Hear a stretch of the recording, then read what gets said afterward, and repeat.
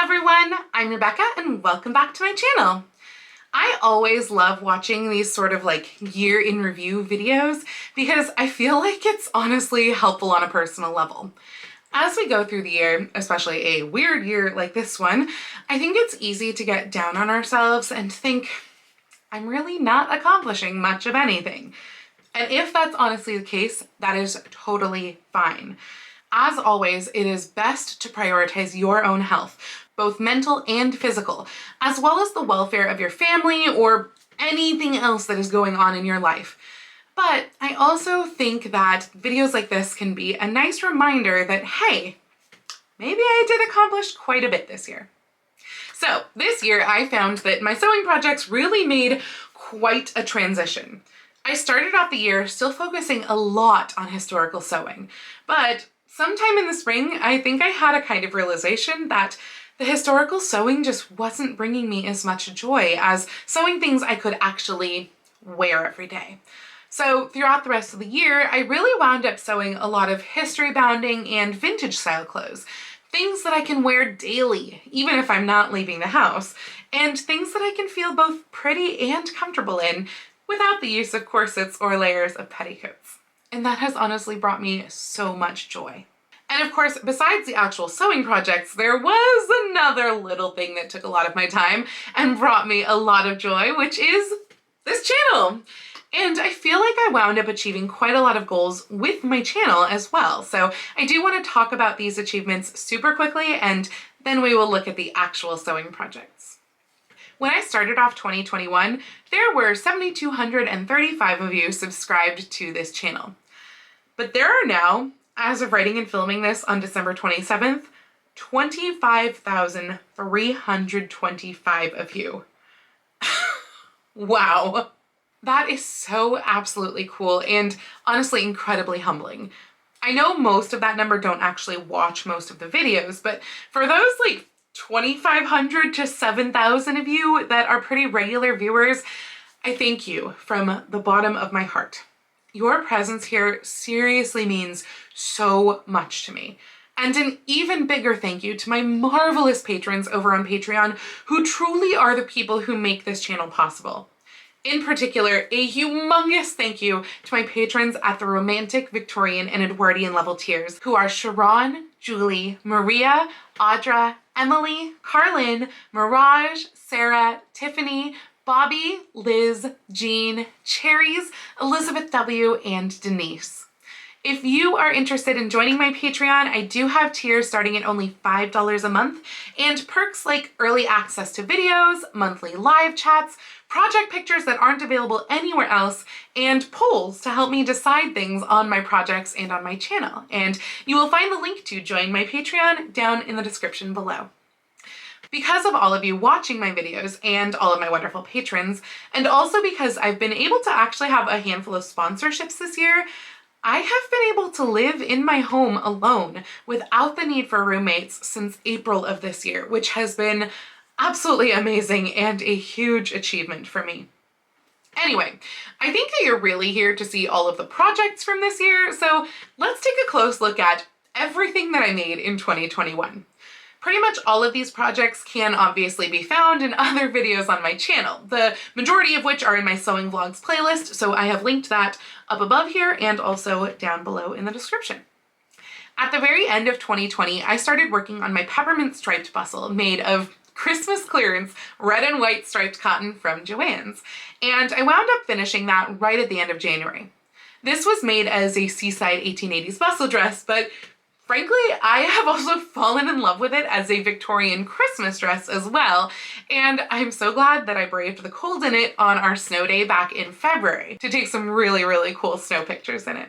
My one regret with this project is that something on it, maybe it's the velvet ribbon or maybe the cotton itself, is not color fast, and quite a bit of the white stripes are slowly taking on a pinkish hue. I guess it wants to be a Valentine's Day dress as well.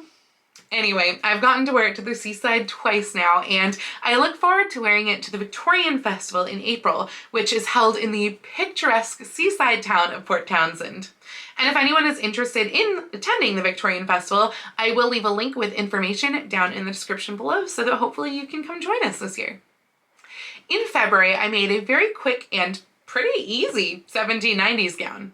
So quick and easy, in fact, that I had actually completely forgotten about it until I was doing my year in review post for Instagram. I made this project out of a white on white striped sheerish cotton voile that I had picked up from Joann's a few years ago, and I used the American Duchess 1790s Simplicity pattern as my base. It was this project that I used for my video on sizing up commercial patterns too, so I will link that video down below as well. This dress was completely inappropriate for February weather, but I did actually get to wear it to a garden stroll and tea that was held over the summer, so that was very nice. Right after finishing the 1790s dress, in mid-February, I switched to the 1890s and started on my wool tea gown, which was based off a linen 1890s tea gown that's actually in my antique collection. This was a really fun project and the first time that I created something based off of an antique in my collection. I finished it in early March, but the only thing that I've worn it for besides pictures was a birthday tea that my friend Emily, aka the Sucky Seamstress, and I held at my house. Hopefully I'll get to wear it somewhere else soon. In mid-March, I began working on my 1830s springtime plaid silk dress that I made out of that super lucky find silk taffeta that I found randomly at Joann's for an insanely cheap price. And because of that find, and the one other time that I've also found super cheap silk taffeta there, I now check the home deck flat folds literally every time I'm at the store, which is very often. Anyway, I'm always a fan of the 1830s, but in particular, I absolutely love this dress and the giant pink bonnet that goes with it, and I'm so pleased that I finished them in April while there were still blossoms all over. Wearing 1830s always makes me feel like a porcelain doll, but in particular, wearing these pastel colors while surrounded by flowers was so much fun. And right after that was finished, in mid-April, I started in on another 1830s project, though this one took me quite a while to finish. And that was my 1838 version of Cinderella's pink dress, made for the historical Disney costume collab. It wound up sitting in the naughty pile a bunch though, so there were actually a few projects that I finished before I got around to finishing Cinderella. And frankly, those history-bounding and vintage-style projects served as a very nice interruption. First up was my purple gingham jumper dress, inspired by mid-Victorian styles. I patterned it myself and even wound up creating a pattern for sale, so I will leave a link down in the description below in case you want to still get yourself a copy of that pattern. It's a one-size printable pattern for the bodice with a shirred front and sweetheart neckline, and I've made this pattern both with the gathered circle skirt that I made with the purple version, and then also with an A-line skirt. And in fact, that is exactly what I made next, the A-line skirt version in pink and white stripes. There's not actually a video on that project though, because it was just made as a pattern test to make sure that my printable pattern actually worked. Next up, in May, I did some alteration and upsizing history-bounding projects, altering an apron, a Victorian-style blouse, and a vintage velvet skirt. And I followed that up with another gingham jumper dress, this time in blue, which was more of a 1950s vintage style than a history-bounding style, though, to be honest, it wound up looking a lot like Dorothy's dress. After that was another vintage-style jumper dress. This time it was made out of a rainbow Mickey striped fabric, and as it was June by the time I finished it, it was very fitting both to honor Pride Month as well as to wear to my trip to Disneyland in July. This one was made out of a vintage Vogue pattern. And finally, in mid-June, I did actually get around to finishing Cinderella. That Bertha was really a pain, and frankly, she needed to sit there and think about what she had done for a while. In the end, though, I'm really happy with how it turned out, and I did enjoy wearing it to Emerald City Comic Con earlier this month, which if you haven't seen that video, I will link down below. After Cinderella, I made one more vintage style dress, where I compared an actual vintage pattern from the 1950s with its modern reprint in order to make a circa 1955 summer dress out of Bambi printed fabric, also for my summer Disneyland trip. That was finished at the end of June, at which point it was finally time for more historical projects. I decided to kind of ease myself back into the historical projects with a dress that could potentially be worn as a history-bounding piece too. This was a copy of a later 19-teens dress that I had had in my collection since about September of 2020, a light, summery white and blue window pane dress with wonderful scalloped details. I recreated that dress to the best of my abilities and available resources, and I am so pleased with how it turned out. I do still plan to release a pattern of this dress at some point too, so hopefully I'll have that out at least in time for summer 2022.